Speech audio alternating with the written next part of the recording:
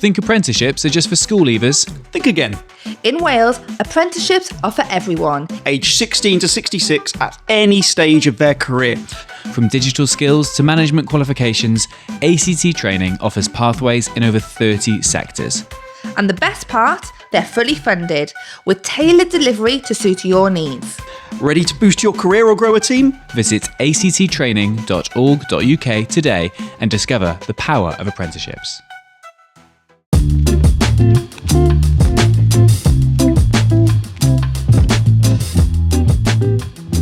Hello and welcome to For Wales, See Wales, sponsored by ACT Training.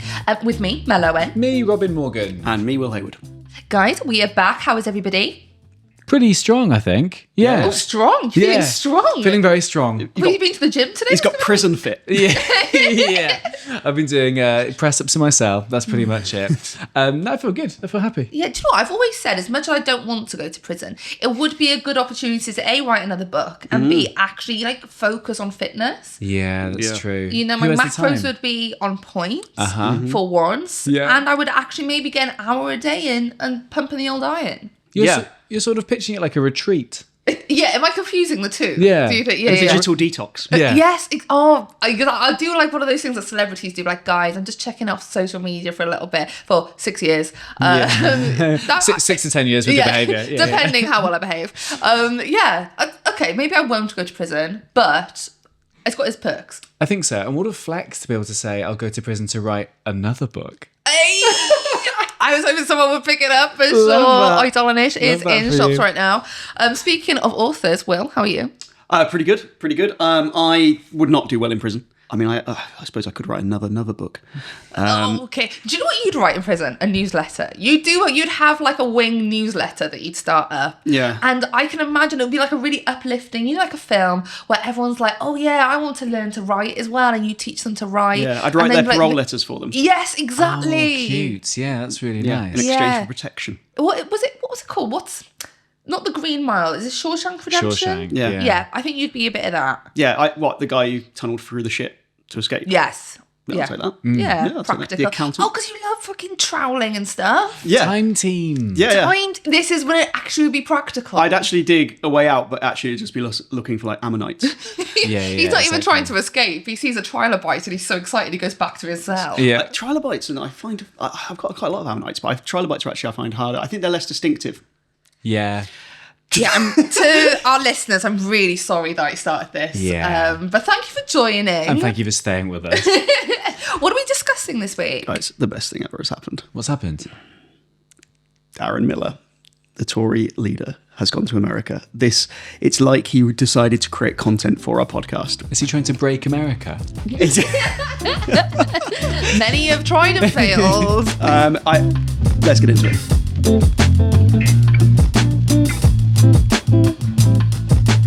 For the last kind of 4 or 5 months that we've been doing this podcast, it's a long time, isn't it? 4 months. It is. 4 months we've almost Happy been doing 4-month anniversary, everybody. 19, episodes old? It's not years old. Weeks old. Weeks old. Yeah, 19 weeks old, like a baby who can still do fuck all. You've got kids. What point did they get interesting? I started really enjoying them at 9 months, which is quite a long time, but they can do shit at 9 months. Yeah. When they stop having floppy necks, that's always good because then you don't have to panic so much and you can just sort of like, I don't know, they've just not got a floppy neck. Anything with a floppy neck isn't ideal. Anything with a self-destruct button on the top of their head. A soft spot. Don't give me your baby while I Yeah. could tap a little bit on his head and it... It's a proper like hard reset, isn't it? No, thank you. No Does it factory go back to reset. factory settings? Yeah, it's gross. Absolutely not. I don't need it at that point. This is like January 1st, midnight. Every time you press that. I mean, talking a party that definitely needs to do a factory reset, the Welsh Conservatives. So we've been talking since we started this podcast about how Labour are going to pass their budget. So they haven't got a majority in the Senedd. So what they've been doing is courting the Liberal Democrats. They've been trying to get Plaid to support them. And there was a vote in the Senedd. This was like on the initial draft budget. So it wasn't the final thing. Yeah. But it was be really symbolic if Labour was to lose this vote. So Labour was scrambling around. They were trying to get Jane Dodds, the Lib Dem MS, to vote with them. They were trying to get Plaid. The Tories were on it. They put out a press release the night before, saying Labour deserved to lose vote on woeful budget. They'd said this. They emailed this to my inbox, and I was like, God, they mean business. They're serious. They are serious about this budget, because this budget is not good enough for Wales as they see it. It is just... They oppose it. It's not good enough. As the opposition, they are going to face this down. Now, we then got to the day of the budget. And it turns out Darren Millar, the leader, and another bloke who you won't have heard of called Russell George, I speak facts, weren't there. They didn't attend. Where were they, Will? Well, I'm glad you asked, because obviously they were a national prayer breakfast in Washington, D.C., where Donald Trump was expected to speak. Yeah.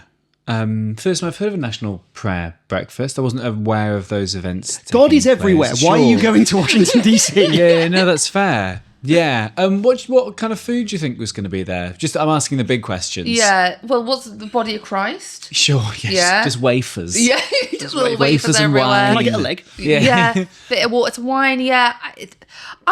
When I saw you tweet this, right, I thought Will's having me on to wind me up. Yeah, but right? a bit of fake news from Will. Yeah. As per. Yeah.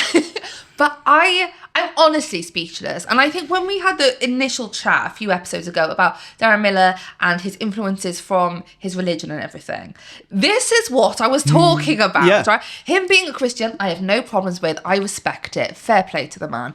Why is he in Washington, D.C. when he's got a job to be doing? Yeah, and quite an important sort of... I know they said it was symbolic, and obviously they'll be back in time for the big one if, there's not more, croissants to finish. I have no idea.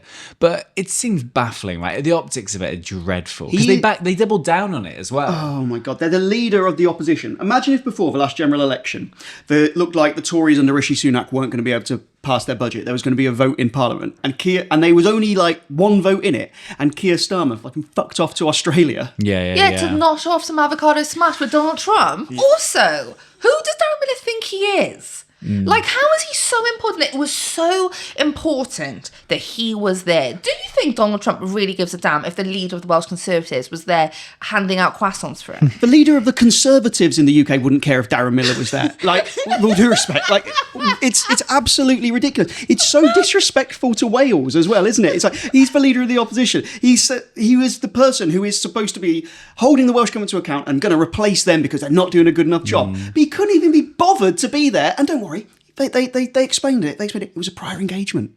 Oh, well, in that case. This is his job. This is what he does. And the fact that he didn't turn up to do the most basic thing, it's just so disrespectful to Wales, in my view. It was... No, not in my view, it just is. Yeah. You said at the start, Donald Trump was expected to speak. Do we know if Donald Trump did speak at the National Prayer Breakfast? I don't know. When I looked, I couldn't actually find if Donald Trump... Did it actually happen?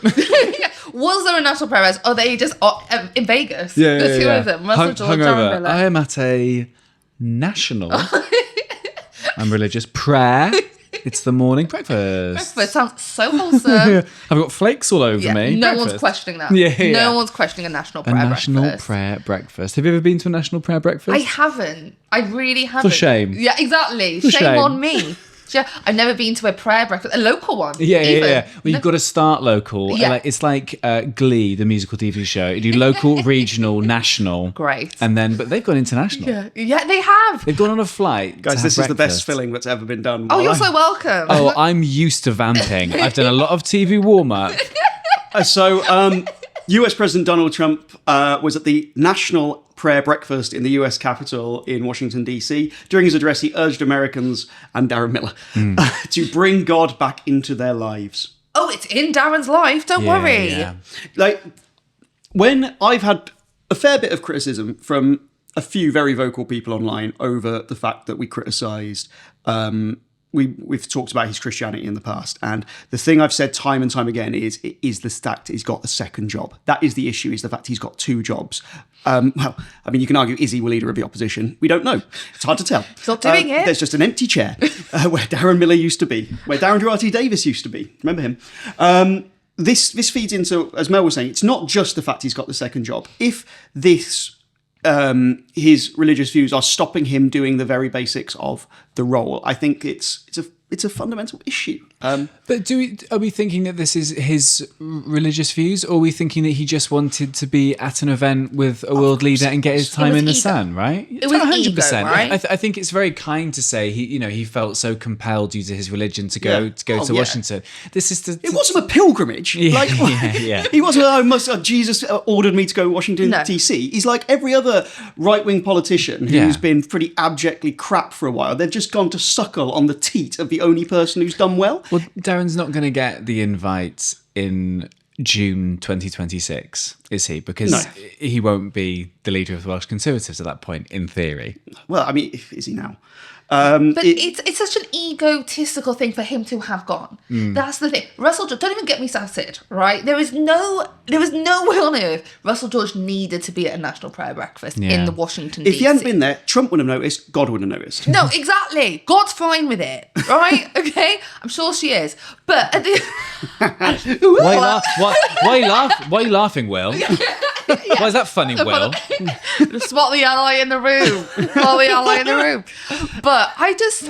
It winds me up. And it's so embarrassing. It's tragic. Like, I worked for an MP at a point when he was in the cabinet, right? And the number of trips where there was absolutely no need for him to be there. Do you know what I mean? It was, and I get at the time, because he was in like the cabinet of like the UK government, there was a bit of let's treat him well and let's hope that he kind of pleads our case when he's around the table with Theresa May or Boris Johnson, whoever was in at the time.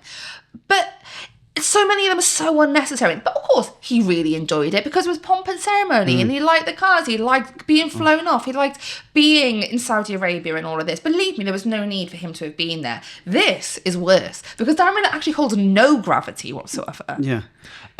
I struggle saying no to people and invitations and things Sure, like that. I'm a people Didn't come to pleaser. my birthday party last year. Did you invite me? Yeah, it was a European party. Did you invite me? I did. I'm going full Ellen DeGeneres now. This will be the end, if you will. Did you invite me? I invited you. Did you actually? Yeah. Yeah, shit. I think you did actually. Yeah. You struggle saying no to things. I struggle saying no to things. If the invitation was out there for Dazza, do you think he just accepted, or do you think he wasn't invited and he really strong-armed? They said it was a prior engagement. They said it was already... Their justification was he'd already made this commitment to going. Yeah, but he wasn't invited. I'm going to put money on that. Gun to my head, not invited. He chose he wanted to go. But how do you get an invite then? How, like, if I wanted to go to the National Prayer Breakfast, how would one? How would he? How do you get an invite to that? That's like quite a prestigious event.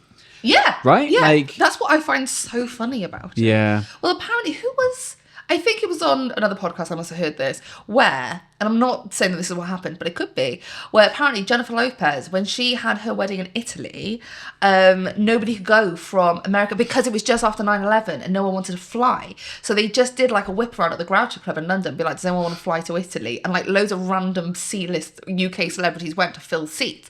Do we think that's what happened? Seat fillers at a wedding? Yeah, Love J-Lo's that. wedding. I mean, that is quite a good wedding. Yeah. So do we think that is what happened with... Darren? Yeah. What, some seat fillers? Yeah. They went, does anyone want to bloody go? And Darren was like, I love Jesus. Maybe. I don't know. I just we need people to occupy space. Get me the MSs. Yeah. But like he wouldn't have met Trump. Obviously, there would have been photos and whatever. We'd have seen them by now, surely. Yeah, for sure. So he just went to be in the room, to share the same oxygen. It's just the hobnobbing, isn't it? We see it with all the tech bros as well. It's just being close to power. Farage was a good example of that in the Golden Lift, and then didn't get invited to the was it the Golden Shower? Yeah, sure. With the inauguration, like he didn't get invited to the actual the main thing. It's giving. Have you seen like the delegates who go to like the party conferences and then they'll post a photo being like, great to have a catch up with David Cameron, and it's them in the four bit of the photo, and David Cameron's really blurry in the background. Yeah, it's giving that. You know what vibes it is? It's the vibes of the bloke you went to school with, who it's probably like called Levi, and he I see you, Levi. He actually wasn't called Levi, but he said he was really into boxing and he was really into fighting, and he meets Conor McGregor once, and they do that picture where they both put their fists together, and obviously Conor McGregor doesn't know him from Adam, and then he puts it on his Facebook as his main picture. Like that's the same forever. Yeah.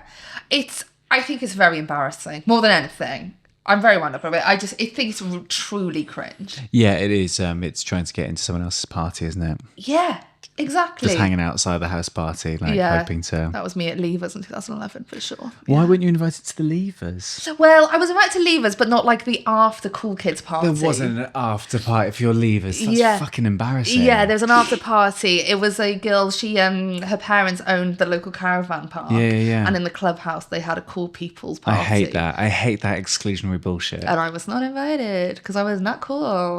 Where is she now? I think she's got many kids. Exactly. There you go. With Levi. With Levi, exactly. All the kids like that. And To fist family up in photo. the as they come out the womb. Family Christmas First. card, matching pajamas. The dog. You're basic.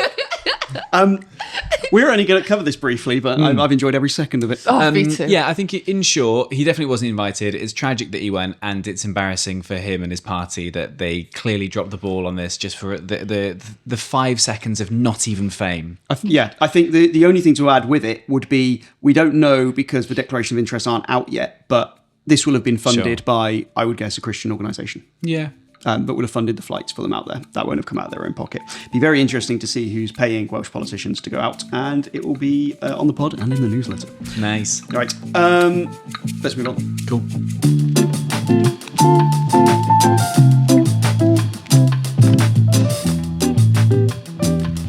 Guys, do you know what week it is this week? What week is it? It's Apprenticeships Week. No way. It is Apprenticeships Happy Week. Apprenticeships Week 1 and all. So last week, I was at the ACT Training Awards Night, where they give awards to loads of their best apprentices and the companies that have made it happen. Given I speak to politicians all the time, it was actually really heartwarming to go and actually just see some really uplifting stories. Yeah. But I'm going to ask you a question. Are apprenticeships only for manual jobs? Oh, no, I'm feeling no. I feel that they could probably like a broad field of apprenticeships, right? I agree with Mel.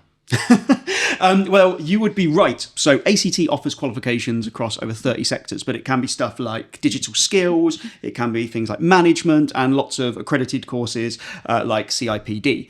Now, what's really good is you can upskill people within your existing company. So it doesn't need to be someone coming in. So if you've got a skill that you want to give to a member of your staff, this is a way you can do it, and it doesn't just have to be in manual stuff. Because I think you do, when you think apprenticeship, you do think manual work initially, don't you? Yeah, I think so. Well, that's great. That's really exciting. If you're an employer looking to upskill a member of staff, I suggest you go to acttraining.org.uk.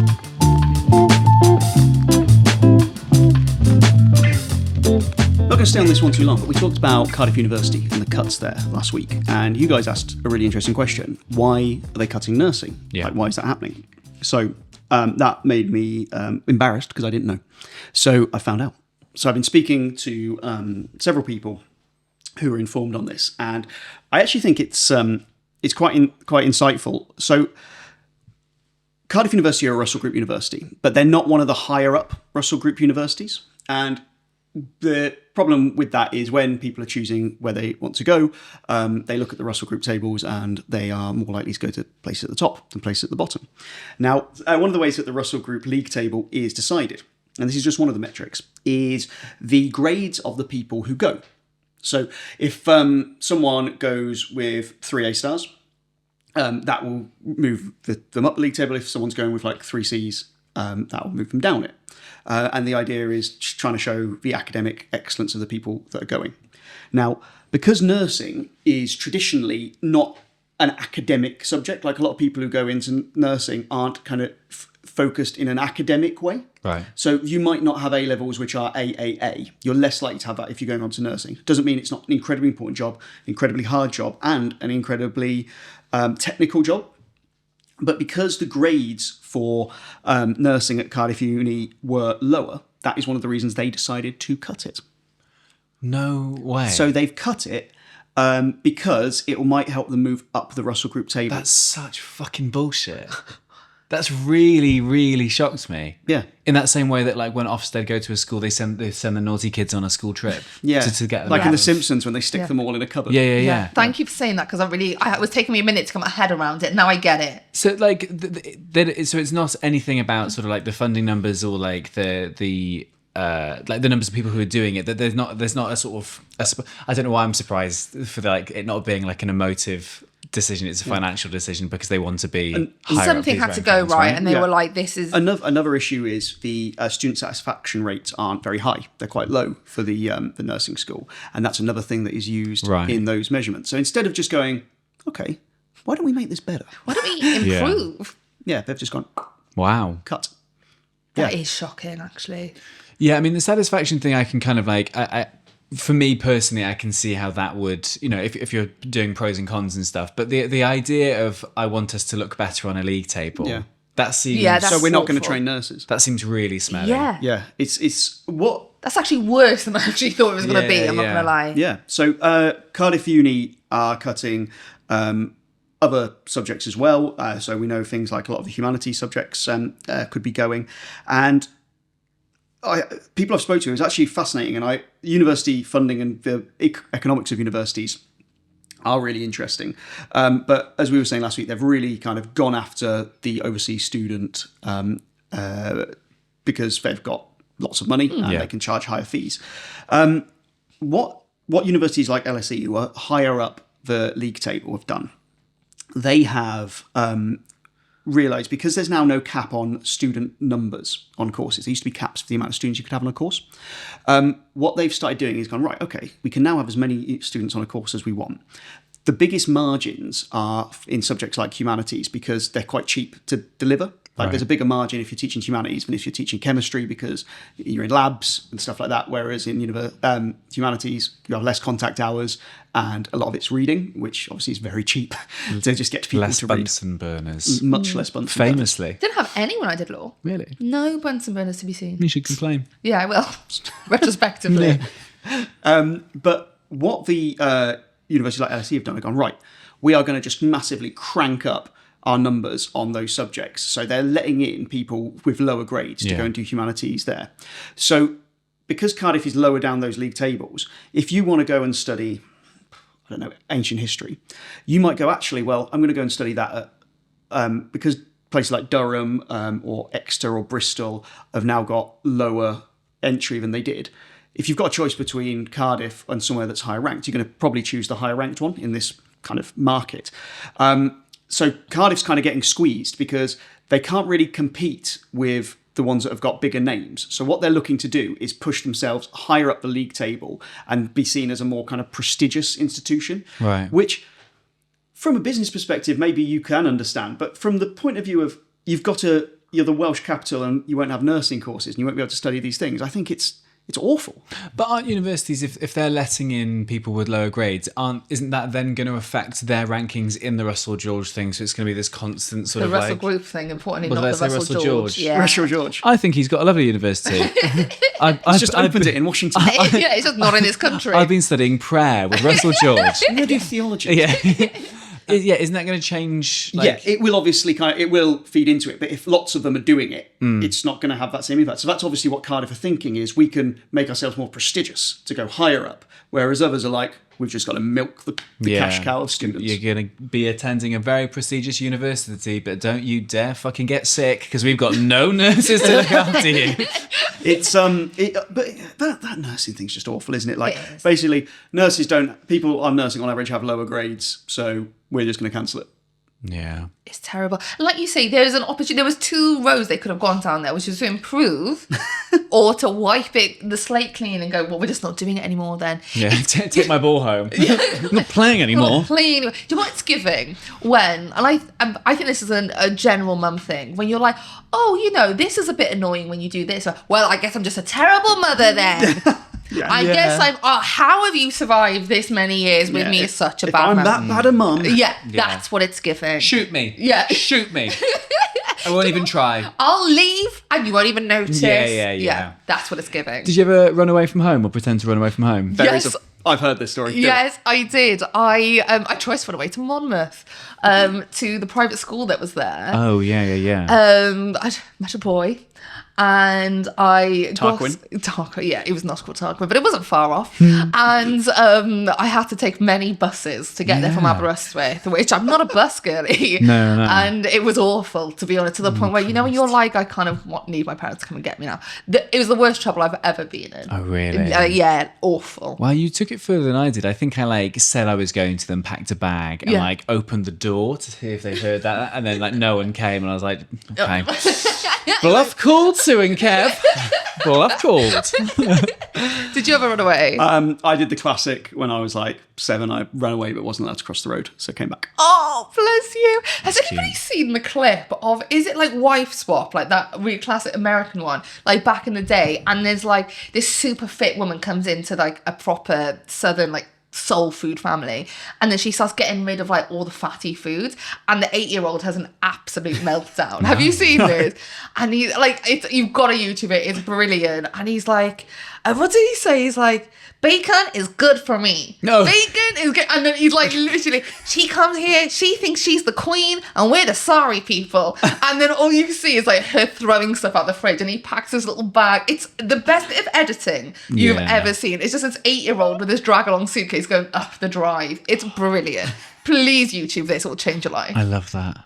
I'll check it out. Yeah. I hope when we go to it, there's comments which say, 4 Wales, Sea Wales brought me here. Yeah, I hope so. That's the dream. I hope so, yeah. Legacy on the podcast. So that's the Cardiff University situation. Well, thank you for checking. Yeah. And thank you for admitting you didn't know and then going to read up about it. That's great. That's progress, isn't it, societally? Yeah. I mean, we could fill a lot of podcasts with things I don't know. Yeah. What Will doesn't know. Did you ever watch the MTV show Cribs? Hey MTV, welcome to my crib. Yeah. That one? Yeah, it was awesome. But what I particularly liked is when people did unique and tailored and individual things in their crib. Sure, brilliant. Love hearing you say that. Yes, as you can tell, I use the word crib a lot. It's very much part of my vernacular. But what I think is quite cool is when people do tailored stuff. And Lion Containers, who very kindly sponsor this show, can do tailored things for people's homes. It's not just businesses they supply, is it? Yeah, no, they can do domestic projects. So that could be a garden shed. That could be a little home gym.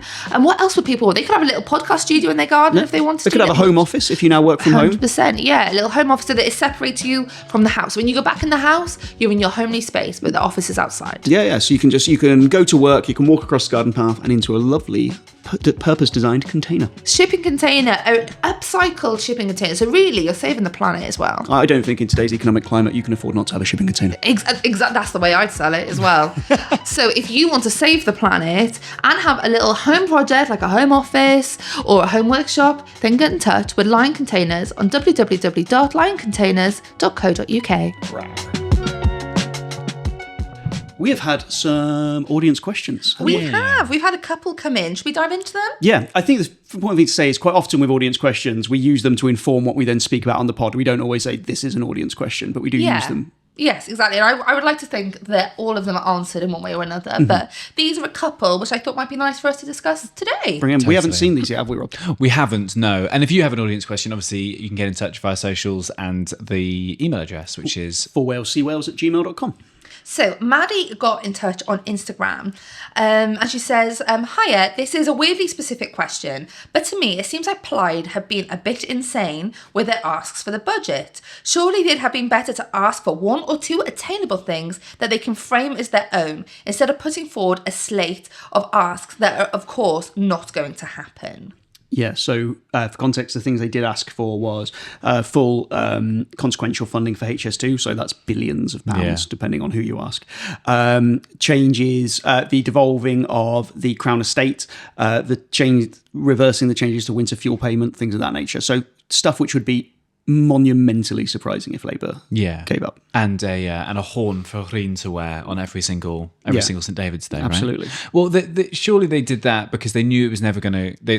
These things couldn't be said yes to, so therefore they can now vote against it and therefore give Welsh Labour a bit of a kick up the jacksie and say, we're the only party standing up for Wales, right? It's all a political move. They knew that it's easy to call for this stuff. But yes, whilst they're not in power, if come 2026 things go in their direction, they made these requests now. if I were Labour in 2026 watching Plaid take over, if they do, I'd be like, do you remember that list of requests you had? Yeah, let's have a look. It's very Welsh Labour now. There's a Labour government in Westminster about the HS2 stuff. It's Joe Stevens like, well, actually, no, I didn't mean it. If you really look, I said Keir's great. Yeah, but are they going to do that thing where, you know, they were going to have Labour in Westminster and possibly them in the Senate? They're going to, Labour just aren't doing it for us in Westminster. They're going to do what Labour have done about the Tories. Yeah. Yeah, I mean, you're both right. It's absolutely a move. They know it's not going to happen. It's essentially posturing before an election to say, we are only people going out to bat for Wales. We demanded this. Labour wouldn't give it. Welsh Labour couldn't get UK Labour to agree to it. Also, if they ever do go into power, they'll actually do what the SNP did in Scotland, where for years, every single failing in Scotland, they just said, well, it's because of Westminster. It's because they haven't given us this. So they're setting themselves up to try and win big in the election, but also to then, it'll be a useful stick when you are then if you ever get into power. There's no way that any of it's going to happen. I was chatting to people within Welsh Labour over the last week, and they really think that Plaid are playing this wrong on the budget, because their argument is, well, you voted through all of the budgets where the Tories had imposed cuts on Wales. You voted those through. Why are you now voting against the one where Wales is getting over £1 billion extra? So their argument is that what Plaid aren't a serious party. This is, well, I mean, it is posturing, but they'll argue we're posturing to get what Wales should have. That's what Plaid will argue. So Labour actually think they're on quite strong grounds if this doesn't get through. Obviously, they really want it to get through, and Jane Dodds from the Lib Dems is going to come through in the end. I really enjoyed an article I read which said Welsh Labour and the Liberal Democrats are confident. You know, they're talking about it, but it's just that it's still the Liberal Democrats and it's Jane. Yeah, and it's why the is fact it that plural? her surname is Dodds and it's Dodd. I keep saying Dodd, like genuinely, I keep saying Dodd. Yeah, Jane on her Todd Dodd. Yeah, exactly. Because all I've got in my head is you saying Liberal Democrat. Yeah, and then I keep confusing that with Dodd. I know. And it is. Do you think campaign-wise though this is a strong move from Plaid? Because I would say previously they've been weak in their campaigning in other elections. Do you think this is a strong move? It's a good party line, but equally I feel like Labour's rebuttal of it is, you know, well, you're voting against this exceptional amount of money to go into the economy is a good rebuttal. I mean, like, you know, I don't know how it's playing polling wise and stuff, but the idea of, like, you know, as you said, you were happy to vote through all these austerity based budgets, but not this one. What are you doing? Plaid are in an interesting position going into the next election, because really they're kind of fighting two campaigns. So on the one side, they're appealing to rural Wales, which is pretty conservative in outlook, and saying, you know, basically saying to farmers, do whatever the hell you like. That does seem to me to be their stance with regards to tree planting and stuff like that. They've criticised everything about the SFS, the Sustainable Farming Scheme. So they're trying to appeal to that group. But they're also trying to appeal to people who are more likely to live in like urban areas, who are probably more liberal in outlook. And it's very hard to say things that both of these sides will agree with. So actually what they've done so far is just say what they want to each side, tailored to their point of view. Yeah, I respect that a lot. As a huge people pleaser, playing people off against each other. Like, I was in a death metal band, as we've talked before. Did I like that music? No. Did I walk home from Do you actually not like death metal? I hated it. This is what always surprises me. You're in a death metal band, yet you know a lot of Lizzie McGuire. Glee's come up today already. Yeah. Who are you? I used to have an MP3 player with metal on that I'd listen to practice the songs, and then I had a separate MP3 player which I didn't tell my bandmates about, which had just The Killers on. And I used to walk back like, smile like you mean it. Made that really jazzy. You actually wanted to listen to. I know. Yeah. What a struggle. Yeah. Out of all the struggles in the world, I think that's the main one. I've always said it. Straight white men, they've got it the worst. Pray for Rob. Pray for Robin. Justice for Robin. I actually know a couple of guys who will pray for you. Oh, that's great. Oh. Nice. So in answer to the question, I think, they have absolutely made demands which can't be fulfilled. They've done it deliberately. Whether that works out for them, both Labour and Plaid will try and spin it in a way that will be beneficial for them in the election. My inclination is that people are pretty disengaged with Welsh elections. Nuances, which I think Labour are going to try and put forward, of like Plaid are voting against this, I can't see doing as well as Plaid going, we're going out for bat for Wales. But also, Plaid have got a really annoying habit of keep saying the words Crown Estate as though anyone in the valleys will have a clue what they're doing. I walk around the valleys when I interview people and nobody ever says, I'm just so pissed off about the Crown Estate. And there's a strong argument for the Crown Estate and that money would help Wales. I don't know how much it will cut through in a Senedd election. I think if they said Harry and Meghan are stealing your money, I think that would probably sort of like That would go quite well. cut through. Yeah, Absolutely. Yeah. I mean, to be fair, there's an argument that all of the royals are. Yeah. Well, what a bombshell there. Hot take. I am not commenting on that. Next question. So this comes from Philip. I really hope I'm pronouncing this correctly. Gilfus.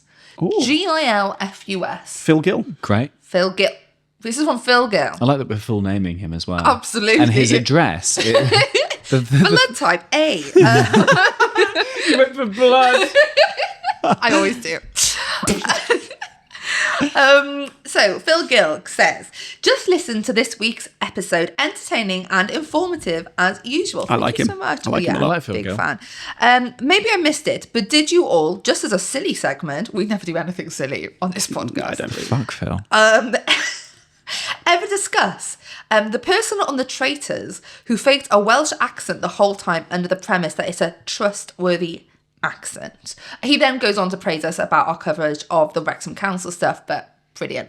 But big issues. But the really good journalism we did. Okay. yeah, he loved that. But he does want our opinion on. I mean, did you guys watch The Traitors for a start? Yes. Yeah. So okay. so it was a woman called Charlotte, wasn't it? Who is her mum's Welsh, but she's from London, and she just put on a Welsh accent for the entire I time. think the bigger question is, and there were like opinion pieces in, I don't know, well, if you've heard of The Guardian.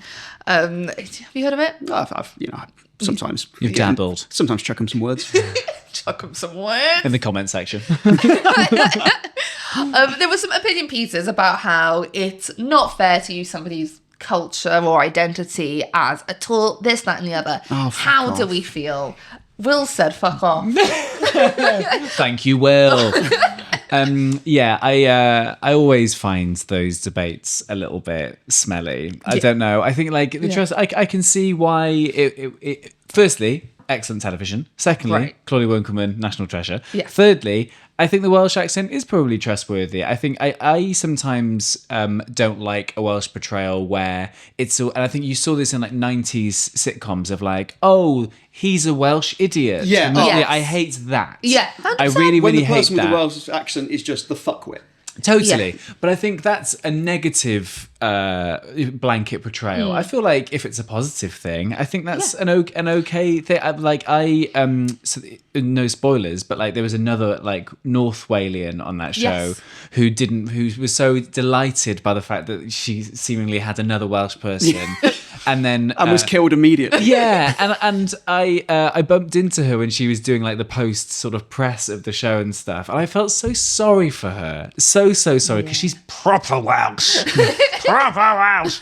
But no, I think Welsh accent I think is probably trustworthy. I quite like it as a trait. I think that's good. I think that we've talked about Welshness before, and I feel like just by its definition of having noisy neighbours, I imagine you'd say a Canadian accent is also quite trustworthy. Also a Kiwi accent, because you've got like a slightly louder one next door. Yeah, the obnoxious neighbour with all the people. Yeah. I think it's an underdog thing, right? And I quite like that. Yeah, I just can't muster myself to give a fuck about this. Like, it's so, like, Please put that in your next newsletter. Subtitle that. There's so many, like, things that you can be legitimately annoyed about how Wales is treated. But I can understand why some people get quite, like, angsty when they perceive that Wales has been slighted. But I just don't see this as in any way... It just doesn't matter, does it? It's just not a big deal. I think you're right. I just think it isn't a problem. Yeah. You know, it's just not something to be... I will say, and I can't wait to see my DMs after this, that there is a slight victimhood around cultural oppression in Wales, right? And I obviously, like the Welsh not, all of that, the disrespect from English people, not all English people, about the language and all of that, I'm never more Welsh than when I'm in England. Do you know what I mean? Yeah. It winds me up. So I'm so on board with that. But when people try to compare that with like the civil rights movement in America, can we not? I'm sorry. Hot take. The Welsh slavery, not on the same level. I'm going to say it. Yeah. Don't at me. I've written books about how Wales has been shortchanged. What I find a bit like, oh, come on, guys, is when we in Wales get oversensitive to certain things which we don't need to get annoyed about, because I just think it portrays an insecurity. Yeah. And actually, I think the best version of Wales is a really self-confident Wales, where we're like, that accent was a bit shit. What are you doing? But, well done for winning the traitors. She didn't win, did she? She was voted out. Yeah. Spoilers. To me, I think for Wales can't move forward until it sheds that. And whether I think you can argue that it's perfectly understandable for people in Wales to feel victimised. We're not on the fucking Union Jack. I mean, the Royal Coat of Arms doesn't contain Wales, but it contains Ireland, Scotland, and England twice. Like, I can totally understand the victim side of it, but what I just. When you someone takes the piss out of you in school and you're like, leave it, and actually no, just fuck it. Yeah. Living well is the best revenge. 100%. That. It's the revenge body, right? Wales needs to get a revenge body to show them what they're missing. Absolutely. Yeah. What's Avengers in Welsh? I've no idea actually. We don't have that much anger in our language. No, we don't do revenge. No, we don't do it famously. Wales needing a revenge body is like perfect. What a slogan. We need a revenge body. Yeah. The thing is, it's Wales, so we'd have to consult on it first. Yeah, we'd have to do a 2-year consultation about how people feel about revenge, and then we'd do a really good report on it, which no one would read. The Future Generations Commissioner would release a statement on it, and then it would sit on a shelf in the Welsh Government until 10 years later someone decided to commission another review. Then Khloe Kardashian comes in with some weight and is like, right, let's get a revenge body ready. Oh my God, Wales has been on an Ozempic. This is great. Perfect. I think football fans sum it up quite well when Welsh football teams play against English football teams and they chant 1-0 to the Sheepshaggers. It's owning it. It's owning that entire thing, right? 100%, yeah. Yeah, I remember when I went, as a West Brom fan, went to Cardiff, and the West Brom fans were chanting Sheepshagger. I wasn't. I'm scared of conflict. Yeah. And the Cardiff fans were shouting, you eat them, we fuck them, which... Great. Do you know what? I've shagged worse. Of a West Brom fan? Because I'm almost certainly related to them. Definitely not worse than that. They definitely have been shorter than you. On that note, guys, I think that's the end of our question and answers just for this, Bish bash bosh. Thank you so much. Cool. So to sum up, we don't have a leader of opposition because he's away praying. We don't have a nursing course because apparently it doesn't make us look good. We just need to not be as sensitive about stuff. And the other question was... Maddie's one. What Plaid. was it? Plaid. Yeah, and Plaid are totally posturing and it might work. Guys, what an app. I mean, if you just want to skip to the 43-minute mark and just have Will summing up the episode, that's perfect. Great. We should do that. That's great. Perfect. Or you could come to the live show. Oh, I'd love it if he came to the live show. 2nd of March. 2nd of March, in the afternoon at Cardiff Glee Club. Tickets are selling well. I'm absolutely thrilled. Yeah, There's it's going to be really a nice. really nice bunch of us there. So get your tickets, come on down. We can have a little chat afterwards. We will have merch. Yes. We will have merch. Oh, Very, very exciting. it is very exciting. Also, we can be a bit more risque in a live show. Oh, yeah. I mean, I cannot tell you how much we cut. It's amazing anything goes out, to be completely this honest. might be the last time any of us work, so please be there to witness it before we all get if you'd like to cancelled. see some extreme libel. Yeah, for sure. Come along. What happens at the live show stays at the live show. So you can get tickets with 20% off by using the discount code FWSW20 on the Glee Club website, and get your tickets there. And it's testament to how brilliant the team are at Heyman Media, who edit this podcast as well, that keep us from being in jail. Yeah, they're amazing. Yeah, pictures, video, podcast, they do all that. And big thanks to ACT for sponsoring this podcast. If you're an employer, if you are a young person looking to do apprenticeships or increase your skill set, contact them at acttraining.org.uk. We'll see you next time. Yes, I've been Mel Owen. I've been Robin Morgan. I've been Will Hayward. Goodbye. Ta-ra.